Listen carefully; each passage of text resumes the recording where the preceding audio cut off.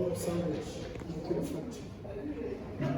It's a huge topic, but we are going just to highlight some.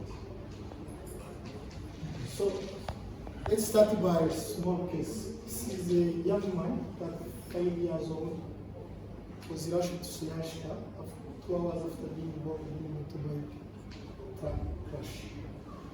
His assessment on arrival, GCS was 10/15. Heart rate was 120 beats per minute, and then he was 60%. Who will save the limb? Hands up. Who will not save the limb? Who do not know? Where do you stand?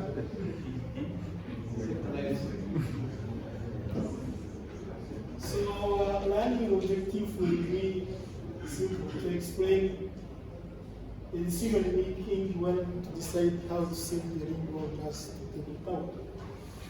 And then we'll highlight some different techniques to use in the limb salvage. So remember, everything starts when you see the patient at emergency. If the job at emergency is not done well, then the next thing you'll be bullshit, seeing the tongue.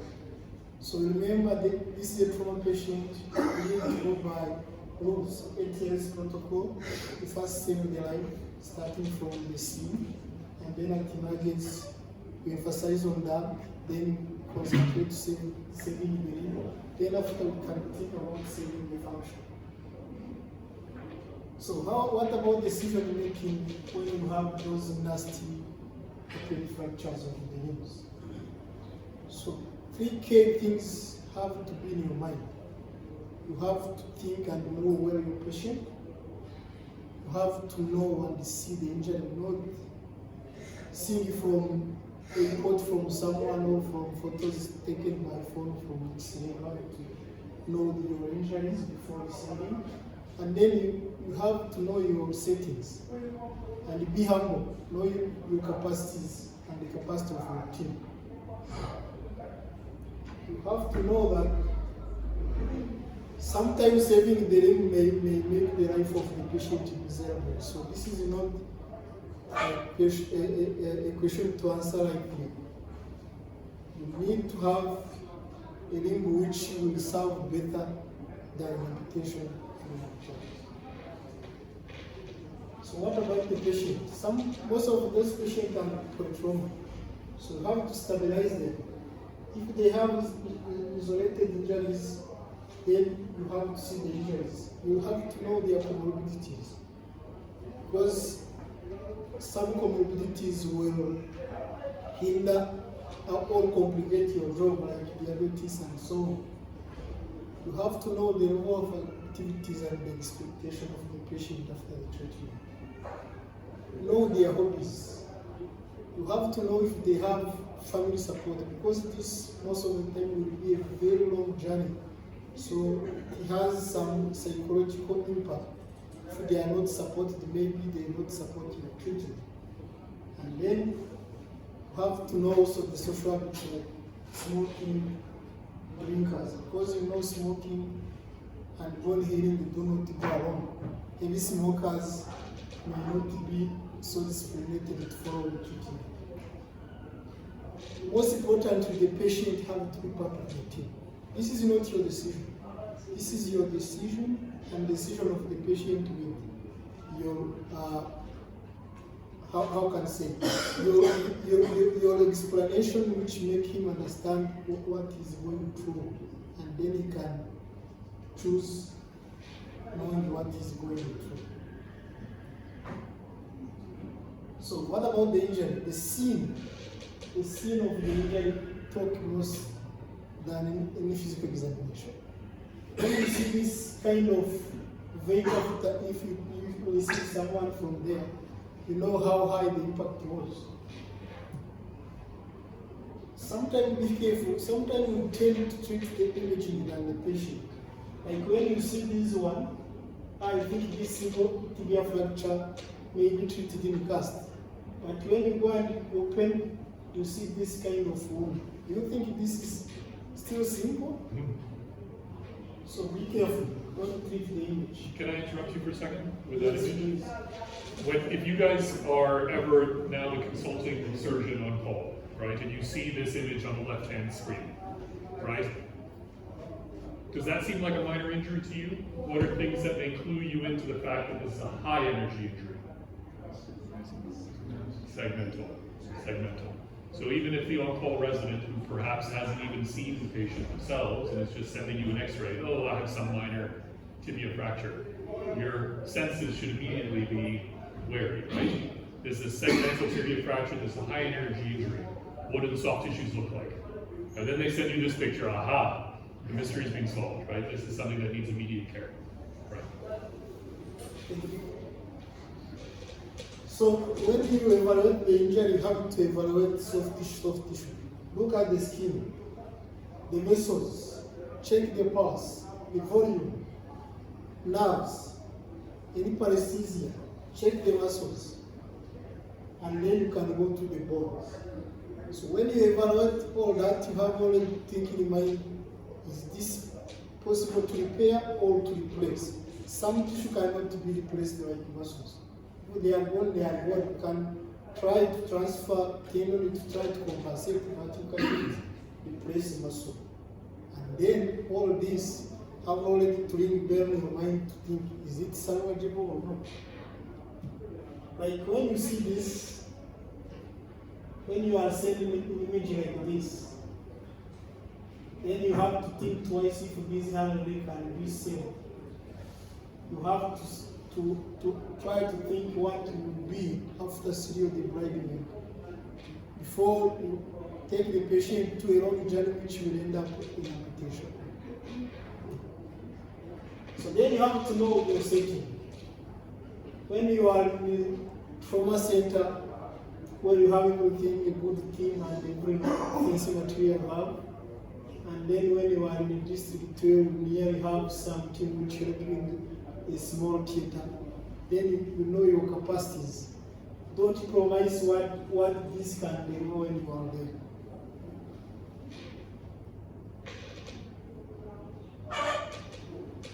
So when you see the setting, you have to know your materials you can have access to. You have to know your team. That's mean the capacity of orthopedic surgeon you have, yourself. Am I capable to carry this surgeon? If I can carry this surgeon, am I capable to do the soft tissue reconstruction? Maybe I have a plastic team which can help. If there is a vascular component, am I comfortable for doing repair? Or some vascular surgeon is there to help. All those and then the physios which will help the patient for rehabilitation.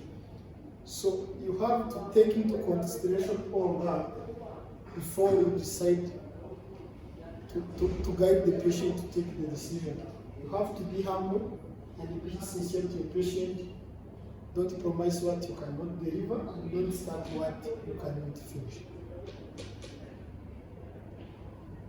So there are many scores which are helping us to try to know which limb can be salvageable or not. You have basic one, you have PSI, and so on.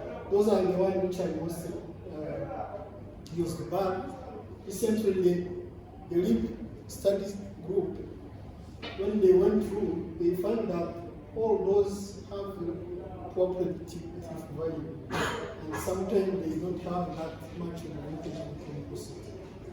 So you have your clinical judgment, which will be the most valuable to decide. So, if the limb studies show us some patients who will have some risk of poor outcome. For the patient, for instance, who has been in hospital for a long time, those they may be fed up and have no psychological capacity to undergo heavy surgeries and long stay in hospital. Patients with no education, poverty, and no insurance, sometimes they don't have the capacity to pay the bill. And then if they don't have social support, it may be too heavy for the psychological So all that, you have to assess where you know your patient, know if they can accompany you with general stuff. So those are now the key things which most of the researchers agree upon that may lead to acute amputation. If you have uncontrolled bleeding from the lymph, crushed, and there is imminent risk of death, then this one you have to save the life before thinking about the limb. If you have a limb which has been ischemic more than 6 hours, probably this one is not salvageable. Because if you try to reconstruct it, you will have high risk of interfusion injury and then cause death to your patient. If you lost a bit segment and the distal part is not viable, probably this one also have to be amputated. And when you have a mangled distal part already in this, you have to operate the amputation. So the reconstruction modalities, you have to think about soft tissue and the bone. Soft tissue before the bone. The soft tissue, we have a talk which we follow, but you have to remember the reconstruction from the primary healing up to free flap and so on. So the next talk will be on that.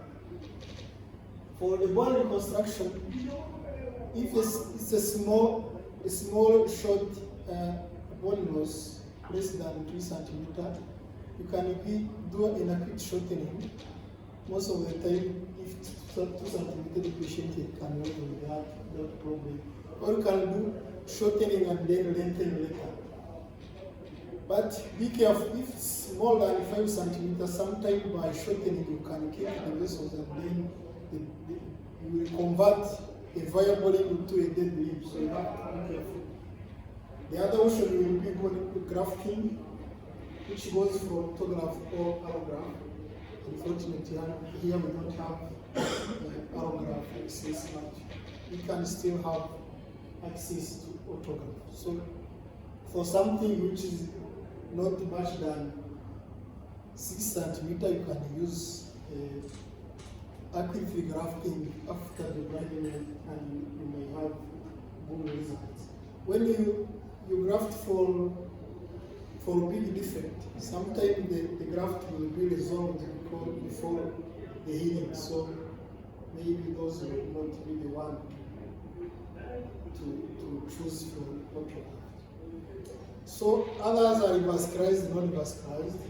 Vascularized fibula is good for bigger defect, but the problem with it is technically demanding. Sometimes we don't have access to that.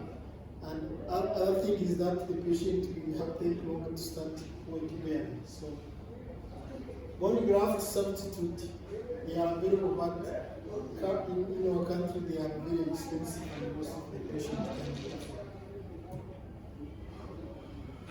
So muscular technique, which is a induced membrane technique, it's a technique which is feasible and can help us to deal with some big defect. So you have with that, you just use antibiotic cement and then fill the gap, and you come later for grafting.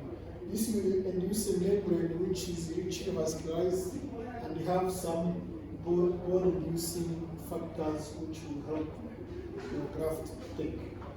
So masking the technique will not have a good result, even up to 25 centimeters of difference. But the issue with this one is that you will need more than one surgery. After serial debridement, then you put cement, you come back in 4 to 6 weeks when the membrane is mature, and then you can put a graft. The beauty with this, you can combine autograft and then the bone replacement material if you have access to that. This is an example of a muscular where we put cement, fibra, and then you see after almost 18 months how to So distraction osteogenesis is the preferred method for being defect. There are many modalities which can be used, like the old laser frame, which is more cheaper than the others. But the problem will be to take long to have a desirable defect filling. Like you will have 1 millimeter a day, and then after you will have like twice the time of distraction for consolidation. Nowadays, with multifocal osteotomies, you can decrease it by half the time of frame, but still it will take time, and sometimes it is technically demanding and material demanding. There are other modalities whereby now after you dock, you can put a leg so that the patient can start walking.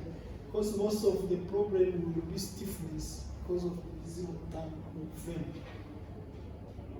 So other modalities will be transport over a nail, whereby you can put a nail and decide X50 for transport. This will help the patient start walking some partial way to bearing while still in transport. So to shorten the time the patient will be moving to bearing.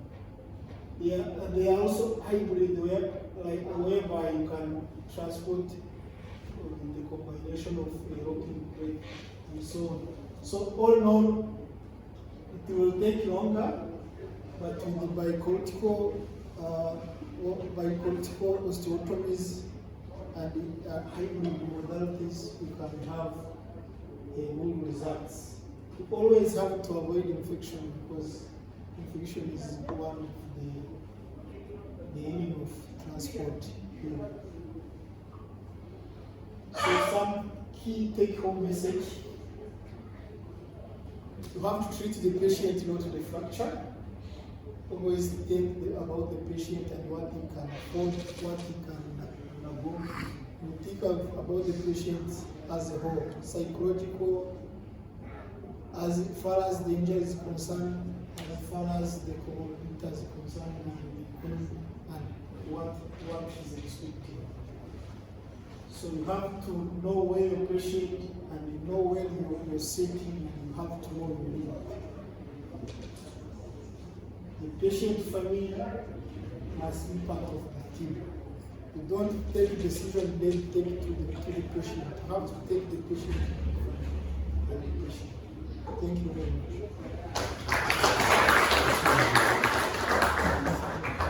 That was excellent. Maybe 1 or 2 questions before we move to the next speaker.